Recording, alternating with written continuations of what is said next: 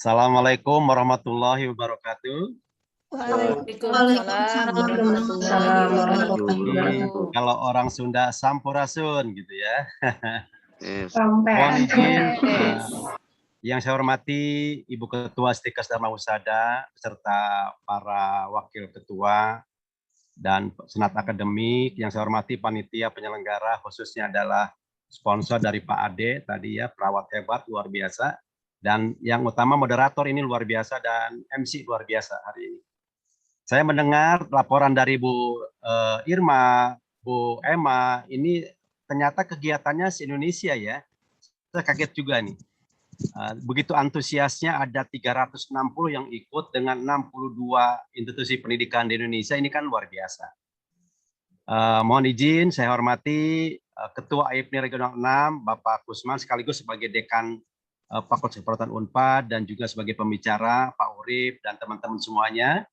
Alhamdulillah kami DPW Jawa Barat sangat berbangga, berbahagia dengan kegiatan dari Stikes Dharma Husada Bandung ini.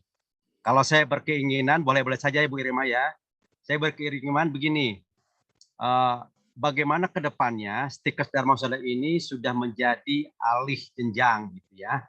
Tidak stikes lagi, tapi universitas atau institut, ini harapan kami ke depannya. Karena programnya sudah banyak. Sudah banyak programnya gitu kan ya. Kalau sudah banyak program, ini sudah ada kualitas yang perlu ditingkatkan. Sehingga ada kebanggaan bagi alumninya ya. Contoh misalnya mohon izin Universitas Bakti Kencana ya.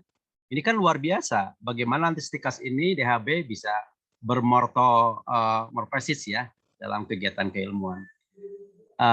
Mohon izin saya tidak bisa memberikan yang terbaik. Kebetulan hari ini bertepatan dengan kegiatan vaksin di Jawa Barat. Nah, ini peluang bagi kita semuanya teman-teman nih, para mahasiswa, adik-adik yang sudah ujian menjadi program akademik, yang akan jadi profesi.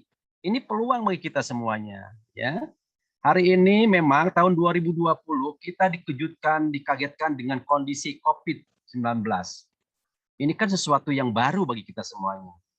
Nah, oleh karena itu dengan baru ini nama perawat, nama PPN ini akan menjadi satu satu kepuasan bagi masyarakat.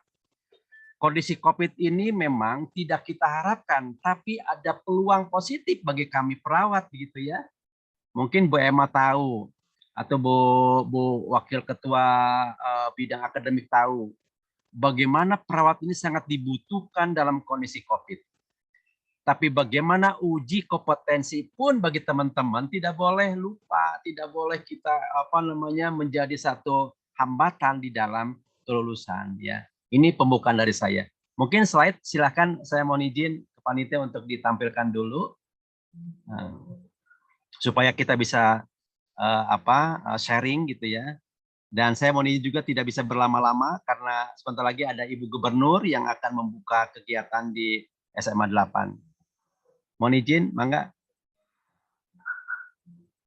Slide Bapak. Baik, terima kasih. Sekarang akan ada penyerahan sertifikat untuk... Mohon izin, slide Bapak yang kemarin sudah dikirim ke panitia. Bisa ditampilkan? Boleh Bapak, mohon maaf.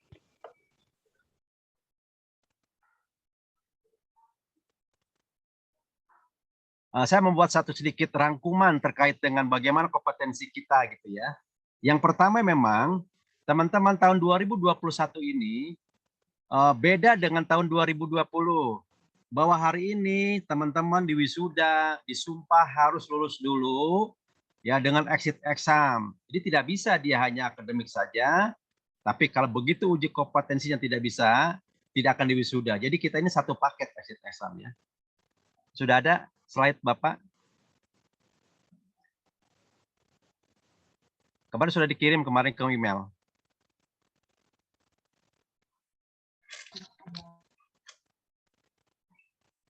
Nah, sedikit mohon izin ya, MC luar biasa saya telah difasilitasi. Bagaimana peluang-peluang ini minimal teman-teman hari ini kita ada pencerahan dari pakar-pakar keperawatan. Dari orang-orang yang tentunya punya kualitas. Jawa Barat ini luar biasa. Potensinya, ya, lokasinya, areanya, Yang paling penting bagaimana kita norma budaya nilai itu paling penting dalam kita melakukan suatu kegiatan. Lanjut slide saja. Slide yang kedua. Nah, kami ingin memberikan satu pandangan ya bahwa uji kompetensi itu merupakan proses pengukuran pengetahuan. Jadi bukan sesuatu yang baru uji kompetensi itu ya. Ada keterampilan, ada perilaku peserta didik dan perguruan tinggi di bidang kesehatan. Jadi tidak hanya teman-teman mahasiswa saja yang punya kualitas, tapi akademiknya, sekolahnya, dosennya, ini perlu ada satu peningkatan pengetahuan. Jadi tidak bisa satu faktor saja ya. Ini ada dasar-dasar daripada uji kompetensi. Apa saja undang? Yang pertama undang-undang kesehatan. Bagaimana undang-undang tenaga kesehatan tahun 2014 tentang kita diatur ya di sana, dan juga undang-undang keperawatan. Ada fungsi-fungsi di sana. Ada perawat vokasional D3, ada perawat nurse ya, S1 keperawatan dan spesialis keperawatan. Itu penting bagi kita semuanya. Lanjut slide. Nah, jadi saya harapkan uji kompetensi ini merupakan satu bagian yang tidak terpisahkan hari ini ya. Kalau dulu kan tidak, kita ujian akademik, nurse, disumpah, begitu ada penerimaan pegawai, teman-teman belum uji kompetensi, belum punya STR, ini kan sesuatu yang luar biasa. Ya, ini jadi kedepannya uji kom ini menjadi satu persyarat yang wajib, ya, yang wajib di dalam kita memberikan pelayanan pada masyarakat. Lanjut slide. Nah, tingkat kelulusan uji kompetensi ya, ini cenderung meningkat karena ada satu pemahaman yang baik. Tetapi bagaimana tentang kampus, bagaimana tentang akreditasi pendidikannya penting. Ya. Jadi masyarakat, ya, pemerhati kesehatan, pemakai kesehatan itu ijazah itu, akreditasi akademik itu penting dan akreditasi institusi minimal B. Ya, ini penting. Kalau C, mohon izin. Dalam peraturan PNS, seorang pegawai wajib melakukan kompetensi pendidikan ke jenjang lebih tinggi, minimal akreditasinya adalah B. Saya yakin DHB kan sudah A dan B ya, akreditasinya saya lihat. Apalagi Ibu Dr. Suryani kan punya keinginan yang luar biasa dengan teman-teman di DHB untuk meningkatkan kualitas untuk alumni-alumninya ya.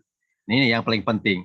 Sedangkan untuk lulusan kampus minimal rata-rata 70% ya. Jadi yang di bawah 60 itu dia tidak bisa berkualitas dalam arti untuk persaingan. Ini mungkin akreditasinya akreditasi C ya. Ini penting. Bukan tidak baik, tapi perlu ditingkatkan ke depannya. Lanjut. Nah ini ya. Ini saya rasa saya hanya mengulas saja. Uji kompetensi ini apa tujuannya? Melakukan evaluasi terhadap sistem kompetensi tenaga kesehatan. Apa untuknya? Mencapai tujuan, mencapai kualitas pendidikan menjadi lebih baik. Ini penting. Ya, dari Sabang sampai Merauke harus sama kurikulumnya, tidak ada bedanya. Ya, S1 keperawatan, apakah ada kurikulum yang berbeda di daerah Indonesia? Nggak ada, harus sama. Tapi begitu kualitas dosen pasti berbeda. Ya, sekarang aja minimal dosen kan S2. Gitu kan, ketua program minimal satu jurusan, tidak boleh dia jurusan lain.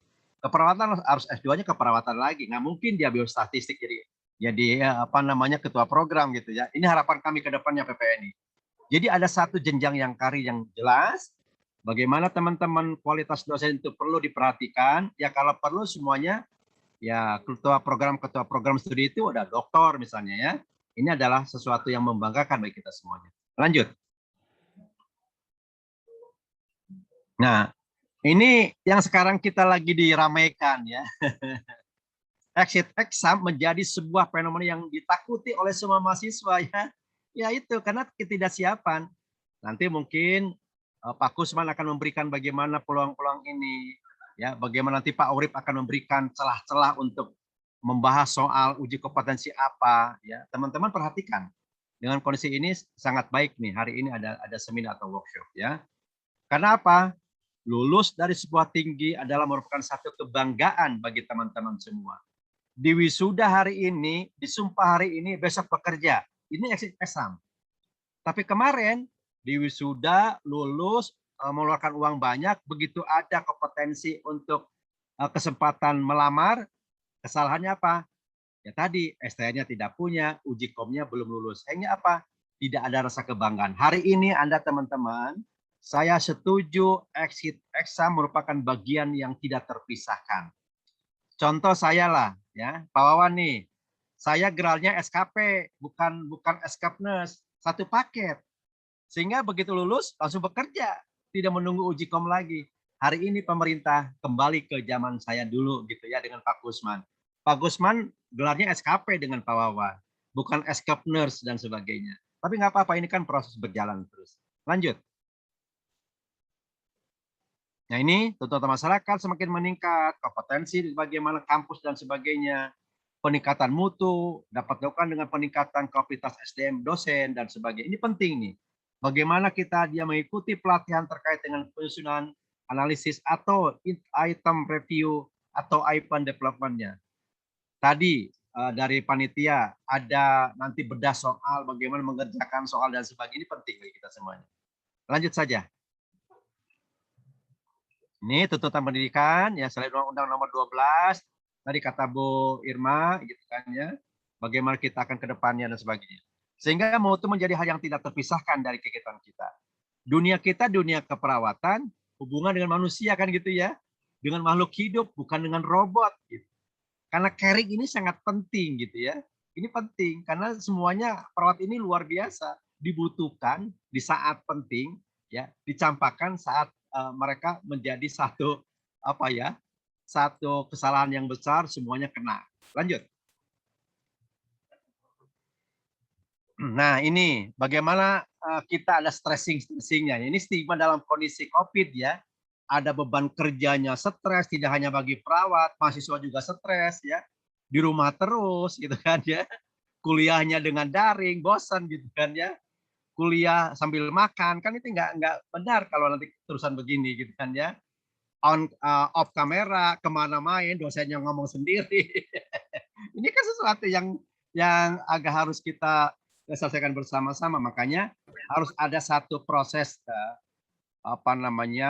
terobosan bagi para pendidik.